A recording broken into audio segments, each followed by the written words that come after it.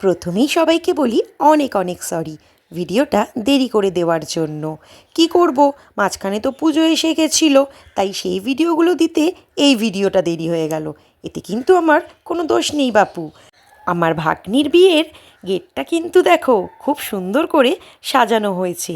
Video করতে করতে ভেতরে গিয়ে দেখি অলরেডি কনেকে পিঁড়েতে বসানো হয়ে গেছে, মুখে তার পান পাতা চাপা। আর তার ভাইয়েরা পিঁড়ে ধরে তুলে নিয়ে যাচ্ছে তার বরের কাছে শুভদৃষ্টি করানোর জন্য। আজকে ভাবছি বেশি বকবক করে তোমাদের মাথা খাবো না, চুপচাপ তোমাদের ভিডিওটা দেখতে দেবো আর বিয়েটা এনজয় করতে দেবো।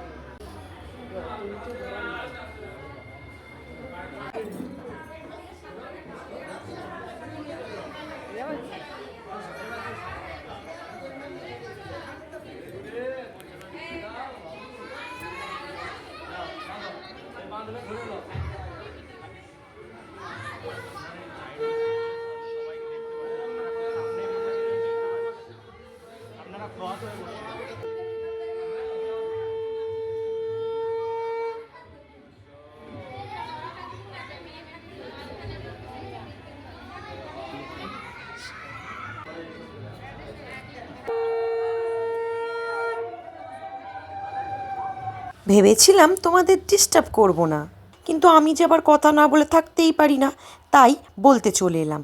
সেই দিন কিন্তু আমরা সবাই খুব এনজয় করেছিলাম। প্রথম ভাগ্নির বিয়ে বলে কথা, তার মধ্যে আমি আবার ব্লগার মামি শাশুড়ি, তাই চারিদিকে ঘুরে ঘুরে ভিডিও করছিলাম। ওইদিকে দেখি শালিরা দরজা আটকানোর ফন্দি করছে, আর এই দিকে রুষারানী আমার খুব হই হুল্লোড় করছে। আচ্ছা আচ্ছা বাবা, রাগ করো না, আমি চুপ হয়ে যাচ্ছি, তোমরা বিয়েটা এনজয় করো।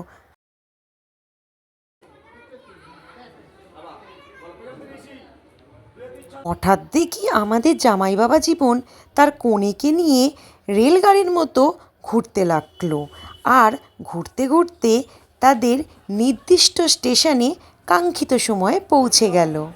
এই মুহূর্তটা খুবই স্পেশাল হয় দুজনের জন্য, তাই না? বিশেষ করে মেয়েটার মনে যে কী চলে তা একমাত্র মেয়েটাই জানে। আর প্রত্যেকটা মেয়েকেই সিঁদুর পরে অদ্ভুত সুন্দর লাগে। দেখো ওকেও কি সুন্দর লাগছে। তারপর আমরা নবদম্পতিকে সবাই মিলে আশীর্বাদ করলাম, তাদের বৈবাহিক জীবন যেন খুব সুখের এবং আনন্দের হোক, এবং সুখে দুঃখে দুজন দুজনের সব সময় পাশে থাকে। দরজা ধরে দাঁড়িয়ে আছি, শাশুড়ি হই কিন্তু তবু দাঁড়িয়ে আছি, কারণ এই শাড়িগুলো পুরো কমবে না, সব ঢেঁড়ো।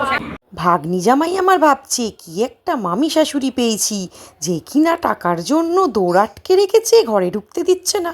কি করব বলো, মেয়েটা তো ছোট, তার প্রাপ্যটা না নিলে হয়।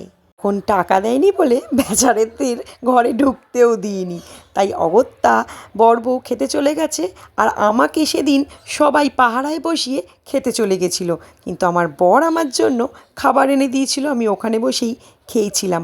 আর কি খেয়েছিলাম? Fish fry, salad, mutton, fried rice আর মিষ্টি। আইসক্রিমের ভিডিওটা নেওয়াই হয়নি। যাই হোক, ভাগ্নি জামাই আমাদের খেয়ে এসে আমাদের প্রাপ্য টাকা মিটিয়ে ঘরে প্রবেশ করেছিল। আর পরের দিন কি হয়েছে জানবার জন্য অবশ্যই অপেক্ষায় থেকো। আজকের মতো টাটা।